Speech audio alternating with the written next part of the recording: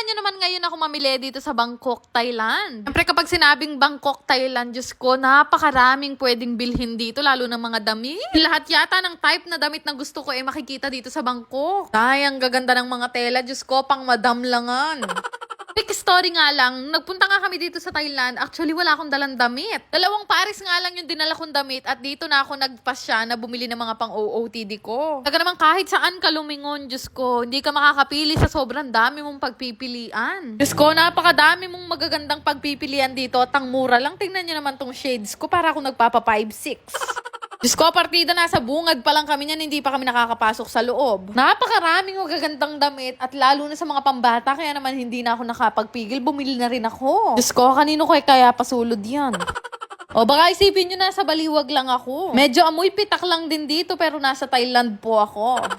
Habang namimili nga ako, iniisip ko kung saan ko na naman kaya susuotin itong mga pinamimili ko. Wala na akong pilagyan, hindi na kasya sa aparador ko. Maya-maya nga, nakita ko marami nagpupunta dito, kaya naman nakisilip ako kung anong meron. Shit, na-inlove ako sa nakita ko, kagaganda ng mga tsinelas. Rugo, bala mo mayaman kapag ganyan yung suot mo. Grabe, kasarap manyali. Sana, dapat pag nagpunta ka din sa Bangkok, kargado ka ng pera. Noong mga time nga na yan, talaga naman balak kong ikutin ang buong Prato na market. Reklamo pa mo si Bebo, masakit na daw yung gout niya, nakshuta. Maya-maya nga, may nagkakagulo na naman sa pwesto na to. Diyos ko, kabilis ko nagpunta. Tingnan ko nga kung ito pala yung mga cover ng mga passport. Siyempre dahil tawid ako, nakigaya naman mo kami, bumili kami ni Bebo. 60 baht nga yung isang piraso o 120 sa Pilipinas. Pwede na rin at maganda naman yung gawa nila, nagmukha kaming traveler. Kalagunan Maraming namimili dito, Diyos ko, sari-saring amoy na yung maaamoy mo. Nakshuta, isang oras, mahigit na kami namimili dito, wala pa rin ako nabibili. Ay, buti na lang nakita ko tong shop na to ng kamura ng mga tinda niya. Ang kagaganda pa mo ng mga quality ng tinda niyang damit. Kaya naman lahat ng kulay kinuha ko talaga para lahat ng holiday hanggang Rizal Day may damit ako. Dito naman kay nanay, napakamura ng mga tindang bag. Abay, gusto ko ang kunin lahat ng kulay para buong linggo iba-ibay bag ko.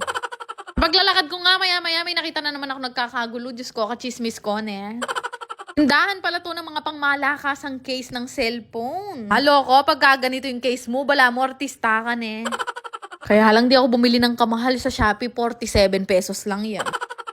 Balak ko talaga bumili ng bestida dito, kaya kanina pa ako nag-iikot. Beach kasi kami ng buong family ni Bebo pag uwi namin galing Thailand. Idana, napakahirap tumawad dito, hindi kami magkaintindihan na nakshuta. Yung dulong store na napuntahan namin, bilihan ng mga juice. Isang fact sa buhay ko ay napakahilig ko talaga sa fruit juice. Sarap ng juice nila, hindi lasang kulon. Ito nga si Bebo, tuwang-tuwa siya sa nakita niya dahil napanood daw niya to sa TikTok. Galing nga nung ginagawa nila kasi nagiging ice cold talaga yung mga inumin dito. Actually, sikat na sikat tong drinks na to dito sa Thailand. Nakalimutan ko nga yung tawag ng kahaba kasi ng kahirap pa mong basahin. Mura nga lang yan at parang nagsisisi nga ako kasi parang gusto ko rin yan. At in fairness, masarap siyang inumin kasi sobrang lamig niya. Yung line pala na napuntahan naming bilihan, line yun ng lahat ng mga fruit juice. O hindi yan mga empanada, legit na mga orange yan. Dana, napakababangon yan. Gusto ko nga sanang lahat tikman kaya lang natatakot ako baka mga pururot na naman ako. Sakto nga nung pag-upo namin dito, katabi lang namin nagtitinda ng mangga kaya bumili kami dalawa ni Bebo. Kasarap sana ng mangga kaya lang ba't gano'n yung asin nila? Ba't kasi pa inilalagay nilang lasa na yun? Katapos nga namin kumain ng mangga, inaya ko na si Bebo bumalik sa hotel. Diyos ko, wala na akong pambili, anak syuta. Pero sabi nga nila, di bali ng walang pera, ang mahalaga may pang madam kang damit.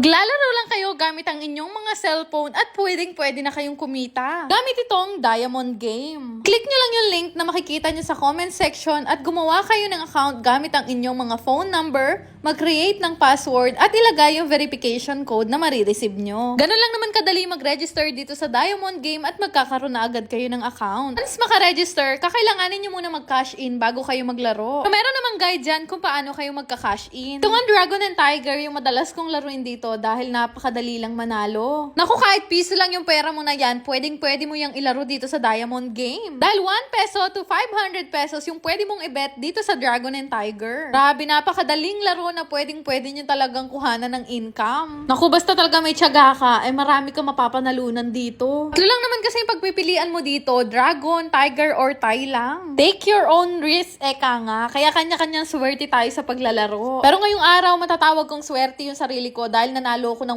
1,800 pesos sa isang bet. Di ba yung 500 ko, 5,600 na ngayon? Dali lang naman mag-cash out dito. Lagay nyo lang naman yung amount na gusto nyo i-cash out at syempre yung GCash account number nyo. Kaya naman subukan nyo na ring laruin at mag-download na rin kayo nitong Diamond Game. Yan lang naman. Salamat!